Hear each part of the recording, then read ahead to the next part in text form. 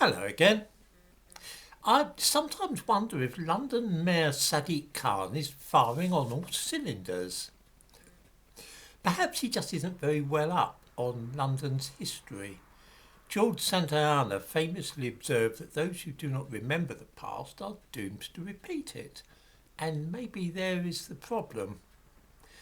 On two previous occasions, once in 1985 and the other time in 2001, the police in individual London boroughs decided to decriminalise cannabis.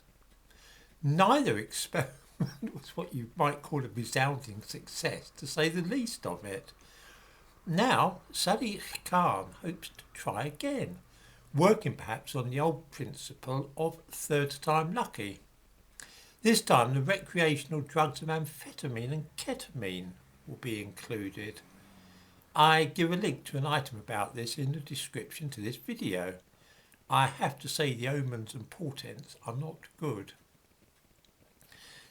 As an old style liberal who believes that people should be pretty well free to do as they please as long as it harms nobody else, I am in theory of legalising all drugs.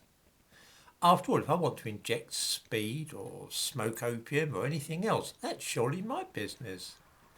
The difficulty lies in the way that the drugs are supplied, of course, and it is there that political theories like those of John Stuart Mill, upon whom I base my own philosophy, fall down.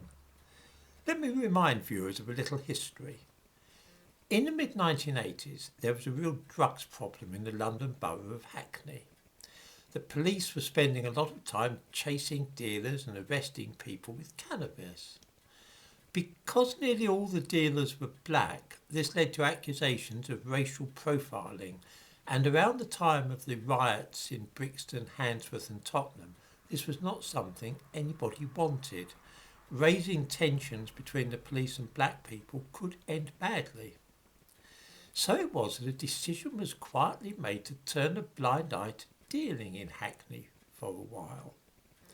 It was a disaster. Most of the dealing took place at that time in Sandringham Road, known locally as the front line.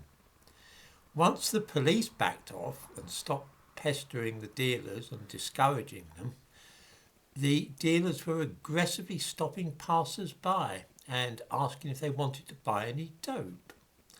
A refusal could lead to ill feeling. Some people felt pressurised by the hard sell tactics, as you might call it. Mothers driving their children home from school found that people were running up to their cars if they slowed down nearby and banging on the roofs trying to sell them drugs. It was chaos. Then, of course, there were scraps between rival dealers touting for custom, at least one of which ended up with a stabbing. After 6 months, the police abandoned their softly scheme. 15 years later, the police in Lambeth tried the same thing. I give a link in the description to this video to an account of the Lambeth Cannabis Warning Scheme, as it was called, which ran for a while 20 years ago. Same thing, only even worse. House prices tumbled in that part of Lambeth where it was operating, and people were heading to Lambeth from all over London to score. Commuters were being hassled regularly when they came out of the tube stations in the evening, and in the end everybody was sick and tired of it.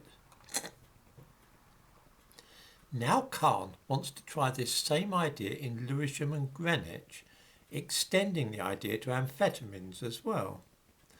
The idea seems to be that it will save a lot of police time.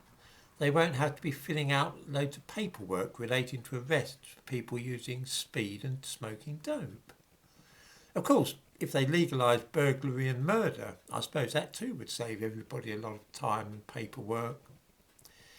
It's as plain as a pikestaff what the outcome of all this will be, which is violence on the streets. When those two previous experiments were tried, there were not quite so many mad gangsters charging around the capital seeking people to shoot and stab. Right now, these characters are happy to fight over territories in which to deal drugs, even when the practice is illegal. Will there be less fighting and violence when possession of cannabis will no longer be a crime? one rather doubts it. I'll be intrigued to see how this plays out because I rather think that, just as with the earlier schemes I mentioned, it will be a short-lived catastrophe.